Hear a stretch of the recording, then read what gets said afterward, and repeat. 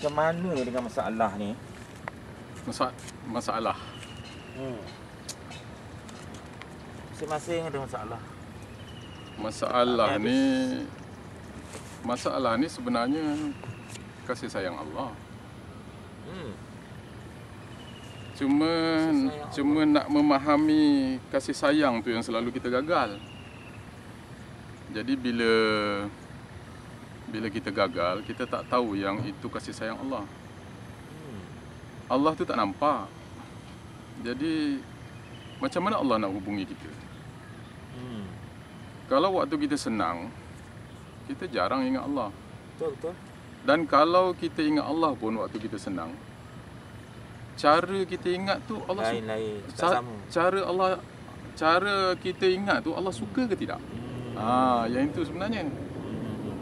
Jadi masalah ni sebenarnya terbang lah ni. Bagus juga. Jadi masalah ni cara Allah kontak dengan kita. Dalam bahasa moden kita macam telefon macam telefon ni.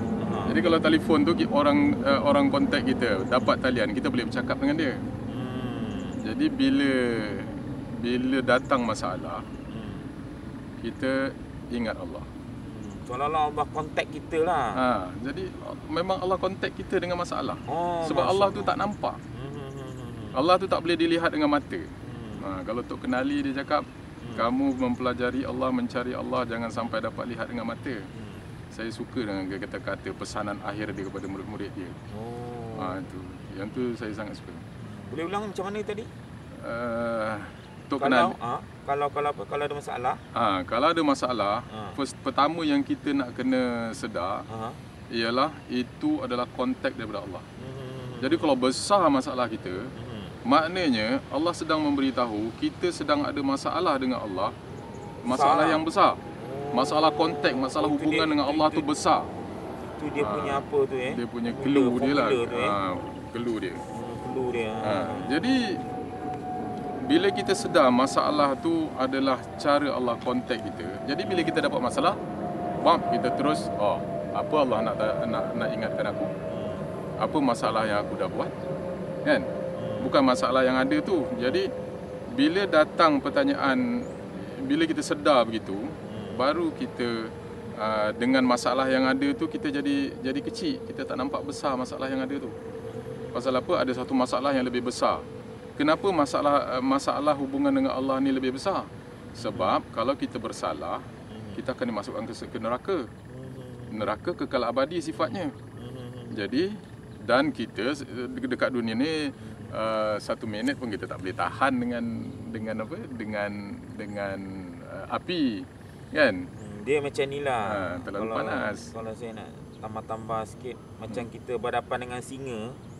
Masa tu kalau ada lipan dekat dengan kita pun kita dah tak irau lagi lipan tu. Kita lebih fokus pada singa yang nak kat depan kita ni pasal masalah yang lebih besar akan melupakan masalah yang kecil. Kalau ada harimau dengan kerengga yang ada kat kita, mungkin 10 ekor kerengga gigit pun kita dah tak rasa. Tak perasan betul. Kita tak rasa dah.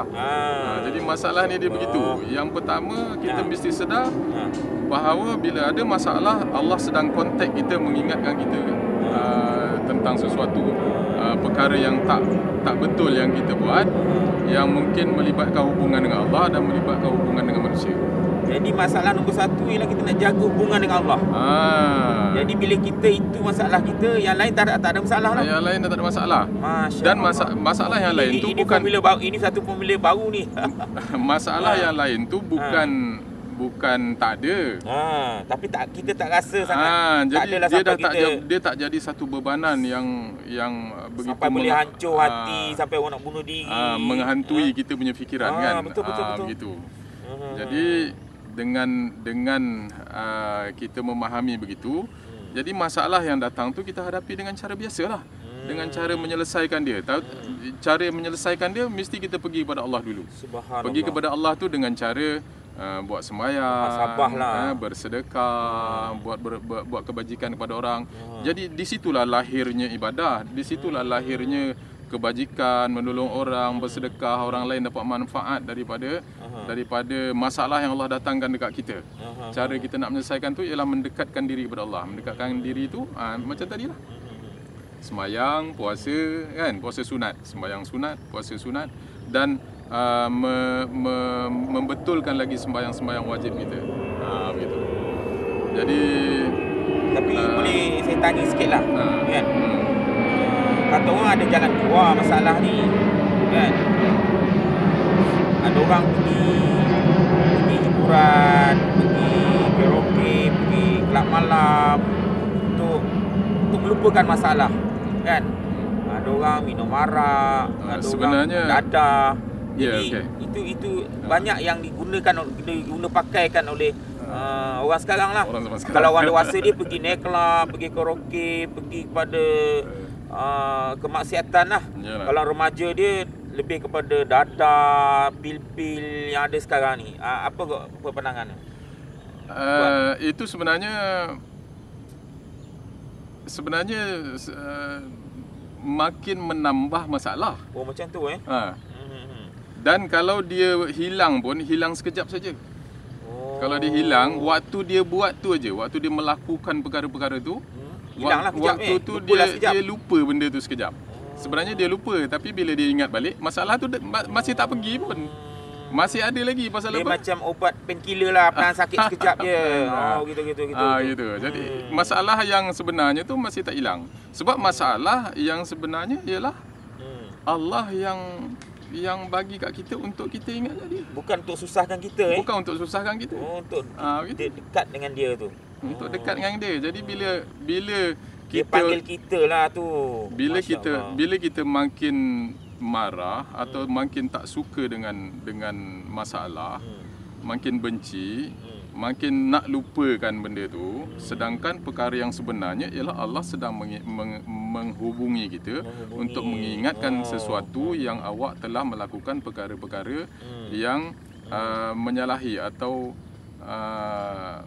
memutuskan, menjauhkan hubungan kita dengan dia. Jadi dia nak kita ingat balik, dia bagi kita masalah. Allah kan tak nampak. Yalah. Kan? Tadi awal-awal kita kata Allah kan tak nampak. Macam mana cara Allah nak hubung? Macam mana Allah nak hubungi kita?